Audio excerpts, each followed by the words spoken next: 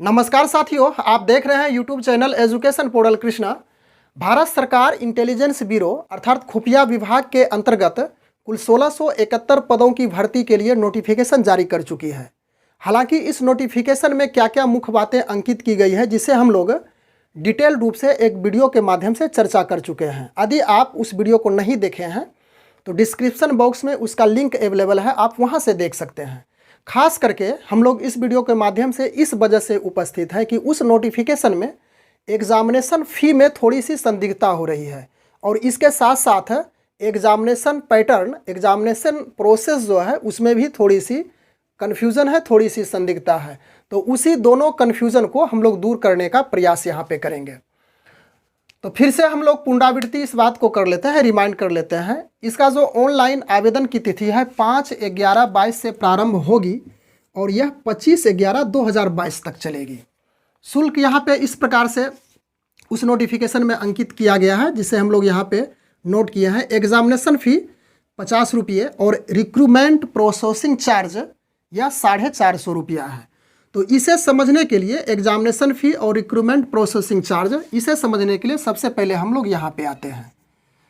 यह नोटिफिकेशन से ही अंकित किया गया है। यहाँ पे यह कैटेगरी है और फ़ी टू बी पेड। तो इस स्थान पे आप देखिए, यह है ऑल कैंडिडेट्स है। ऑल कैंडिडेट्स मतलब सभी के लिए, चाहे वह जनरल हो, ओबीसी हो, SC ST हो, या तो फिर मेल हो या तो फीमेल हो, सभी में रिक्रूटमेंट प्रोसेसिंग चार्ज यानी ऑल कैटेगरी के लिए रिक्रूटमेंट प्रोसेसिंग चार्ज लगेगा। तो रिक्रूटमेंट प्रोसेसिंग चार्ज है 450 रुपया, यानी कि 450 रुपया यहाँ पे लगेगा सभी के लिए। अब यहाँ पे क्लियर किया है फिर दूसरे स्थान पे कि मेल कैंडिडेट्स ऑफ जनरल, यानी जनरल में सामान्य कोटि में जो पुरुष कैंडिडेट हैं और EWS हैं और OBC हैं, उसके लिए रिक्रूटमेंट प्रोसेसिंग चार्ज और उसके बाद examination fee in addition to recruitment processing charge, यानी एग्जामिनेशन फ़ी जुड़ जाएगा रिक्रूटमेंट प्रोसेसिंग चार्ज में। तो आपका एग्जामिनेशन फ़ी 50 रुपये है, तो 50 रुपया प्लस रिक्रूटमेंट प्रोसेसिंग चार्ज 450 है, तो यह जुड़ जाएगा। तो इस प्रकार से 500 रुपया हो जाता है। तो अब स्पष्ट है कि जनरल, OBC, EWS के लिए 50 रुपया एग्जामिनेशन फ़ी, 450 रुपया रिक्रूटमेंट प्रोसेसिंग चार्ज और दोनों मिला करके 500 रुपया हो जाता है। उसके बाद बच गया जनरल में फीमेल, जनरल में महिला कैंडिडेट और SC ST। तो महिला कैंडिडेट सभी में होगा, जनरल के अलावा भी जिसमें भी महिला कैंडिडेट है जिस कैटेगरी में, तो सभी का एग्जामिनेशन फ़ी 0 रुपया लगेगा और यह जो है रिक्रूटमेंट प्रोसेसिंग चार्ज 450 रुपया और दोनों मिला करके 450 रुपया उस कैंडिडेट के लिए है। तो स्पष्ट हो चुका है फ़ी के बारे में। उसके बाद हम लोग परीक्षा प्रारूप को समझ लेते हैं। परीक्षा प्रारूप में आपको 3 स्तर से, 3 टियर से गुजरना पड़ेगा। तो पहला इसका टियर है, यानी फर्स्ट टियर, फर्स्ट स्तर है कि परीक्षा ऑनलाइन वस्तुनिष्ठ प्रश्न के आधार पर पूछी जाएगी और वस्तुनिष्ठ प्रश्नों की संख्या 100 होगी, समय 1 घंटे का होगा और निगेटिव मार्किंग 1/4 है, यानी कि 4 प्रश्न का उत्तर यदि आप गलत करते हैं तो एक प्रश्न का जो सही उत्तर है वह कट जाएगा। तो यह हुआ निगेटिव मार्किंग। वस्तुनिष्ठ प्रश्न की संख्या 100 होगी, समय 1 घंटा दिया गया है, 60 मिनट। और इसका पाठ्यक्रम इस प्रकार से है। जनरल अवेयरनेस, इसमें से 20 प्रश्न पूछा जाएगा, 20-20 करके डिवाइड किया गया है, 5 भागों में इसे बांटा गया है। क्वांटिटेटिव एप्टीट्यूड में 20 नंबर का इससे भी पूछा जाएगा, न्यूमेरिकल में इससे भी 20 नंबर का रहेगा प्रश्न और सभी ऑब्जेक्टिव प्रश्न रहेगा, वस्तुनिष्ठ रहेगा। और जनरल स्टडी से भी 20 नंबर का रहेगा। उसके बाद इंग्लिश से यहाँ पे 20 नंबर का। तो इस प्रकार से 100 नंबर का वस्तुनिष्ठ प्रश्न पूछा जाएगा। तो यह तो हो गया स्तर 1, टियर 1 की चर्चा। यहाँ से आप फिर स्तर 2 में जाएंगे। तो स्तर 2 में, यानी कि टियर 2 में ऑफलाइन परीक्षा ली जाएगी, ऑफलाइन एग्जामिनेशन होगा।